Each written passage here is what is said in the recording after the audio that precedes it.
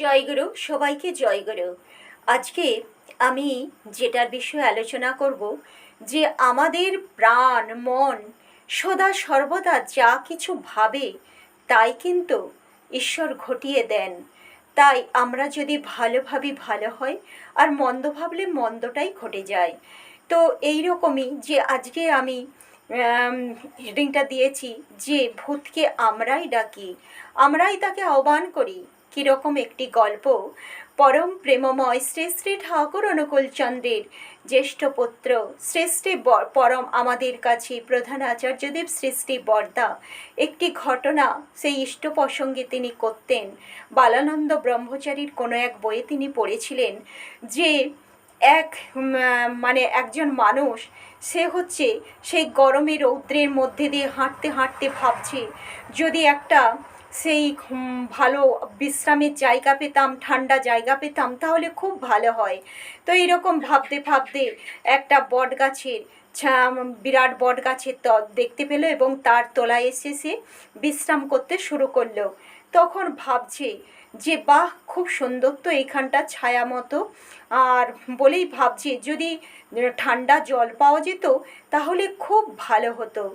তো সেই মুহূর্তে ভাবনার সঙ্গে সঙ্গে ঠান্ডা জলও কোথা থেকে এসে গেল, সেটা খেয়ে তার প্রাণটা জুড়িয়ে গেল। তখন ভাবছে যদি খাবার পেতাম পেটটা ভরতো, ভালো লাগতো, প্রচণ্ড খিদে পেয়েছে। এই ভাবতে ভাবতে সেই সুন্দর থালাই করে সাজানো কচুরি, ছোলার ডাল, আলুর দম, তারপর হালুয়া, রাজভোগ সব এসে গেল।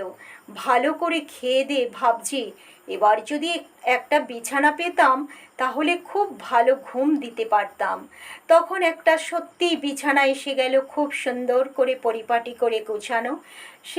সেই বিছানায় শুয়ে তারপর ভালো করে ঘুম দিতে লাগলো। ঘুম থেকে ওঠার পর ভাবছি, আরে আমি তো যা ভাবছি যা সেটাই তো ঘটে যাচ্ছে। এই গাছে ভূত নেই তো, আর ভূত এসে যদি আমাকে ধরে। তারপর যেই না এই কথা ভাবলো, অমনি সঙ্গে সঙ্গে সত্যিই তাকে সেই ভূত এসে ধরল, তার সেই যা করার তাই করলো। আসলে আমরা যদি এত ভালো পেয়েও আমাদের মন যদি সেই খারাপের দিকে ধায়, আমরা ভালো কথা কেন ভালো আমাদের বুঝি সেই সর্বশক্তিমান ঈশ্বর বুঝি দিতে পারে না? তাকেই তো আগে ভাবতে হয়, তবেই তো আমরা সেই ভালোর পথে এগিয়ে যেতে পারি, আরও সুন্দর হতে পারে আমাদের জীবনটা। কিন্তু না, আমরা সেই সদা সর্বদা মন ধাবিত হয়, ভালো পেয়েও খারাপের দিকে মন ধাবিত হয় বলেই সেই খারাপ এসেই আমাদেরকে গ্রাস করে, ভালো আমরা ভাবতে পারি না।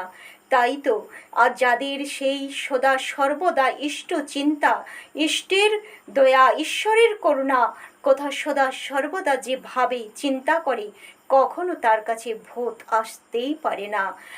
আর তাই সদা সর্বদা আমরা যেন যখন যে পরিস্থিতিতে যে অবস্থায় থাকি না কেন, সদা সর্বদা ভাবব যে আমার এই শরীর, আমার মন, আমার প্রাণ, আমার গৃহ বাড়ি, আমার মানুষজন, আমার সব কিছু যা কিছু আমি ভালো পাচ্ছি, সব কিছু দয়াল তোমারই দয়ার দান, তাছাড়া আর কিছুই নয়। জয়গুরু, সবাইকে জয়গুরু, সবাই খুব খুব ভালো থাকবেন।